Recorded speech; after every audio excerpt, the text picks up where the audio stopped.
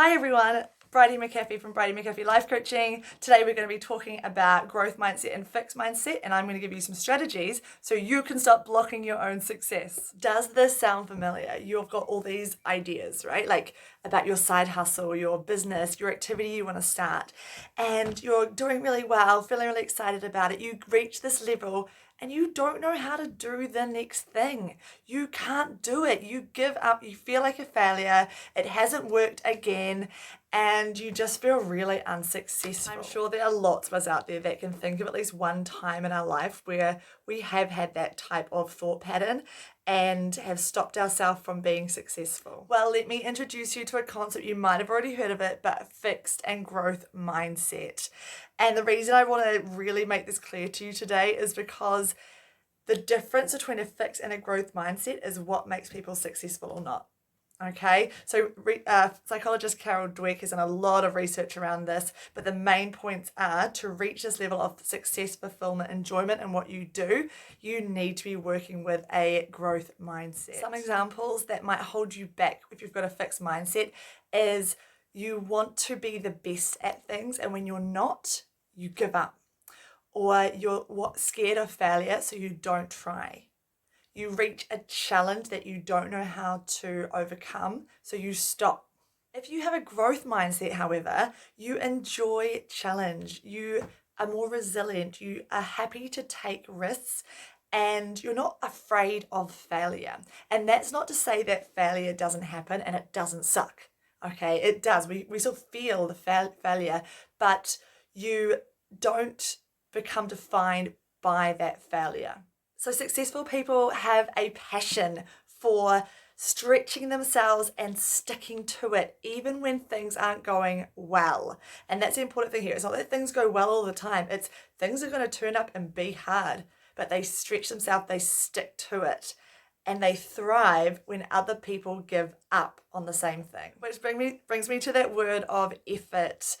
Having a growth mindset means appreciating the effort that needs to go into something for you to be able to learn and for you to be able to get progress in that. So if you're not good at willing to put in the effort, if you're just wanting to use your natural talent and abilities, you're going to reach the ceiling and you're going to find that you're stuck and you can't go any further, which then leads to this feeling of disappointment and failure. Whereas if you focus on the effort, then you can put in more effort, you can put in the effort to learn, to research, to ask other people, to find out other ways of doing something when you reach that block. What does this mean, Bridie? How do I get past this?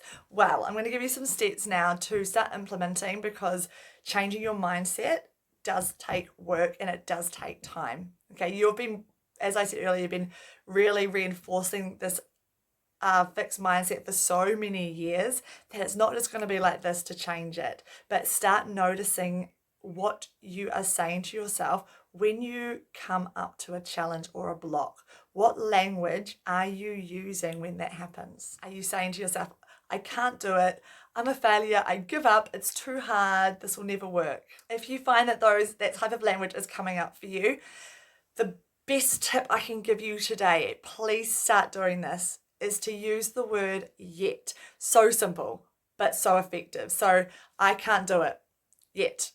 Okay, already, I can't do it, block, not going to go anywhere. I can't do it yet. You've opened up this space for growth and for progress. Some examples with my business, for example, I was trying to learn how to use ClickFunnels the other day. And honestly, I opened it up and I was just clicking on things. I'm like, I have no idea what I'm doing. No idea. I'd click on things thinking it would work, it wouldn't. And I knew I wanted to use this for my business, but I honestly couldn't figure out how to do it. And I had to keep telling myself I can't do it yet. And I had to keep finding ways to learn it. And I did. I figured it out. I looked at the videos because I really wanted to put in the effort to understand it. I hope this has been useful and just a reminder to help you to think about the language that you're using when you come up to challenges. And that's the biggest key here.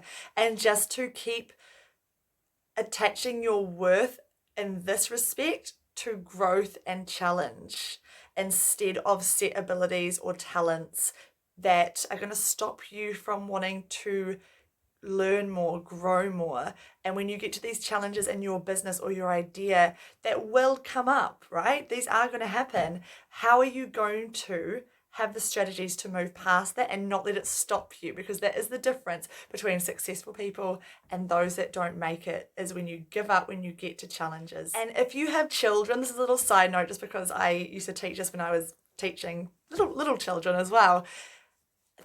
The language that you use around them is so important, and this is a whole nother video that I can make. So if you do have children though, just to really start looking into how the language and the praise that we give ourselves and to other people will have an impact on what they feel is success for them. So I'm happy to have some sessions with you around this. I love this topic and believe it's so important to get those deep changes so your mindset actually has that shift and it's not going to keep holding you back in the future. So you can connect with me on Facebook at Bridie McAfee Life Coaching. Instagram is Bridie McAfee. Or my website is coachingwithbridie.com. So get in touch. Let me know how I can help you and support you in any way. Looking forward to it. Bye.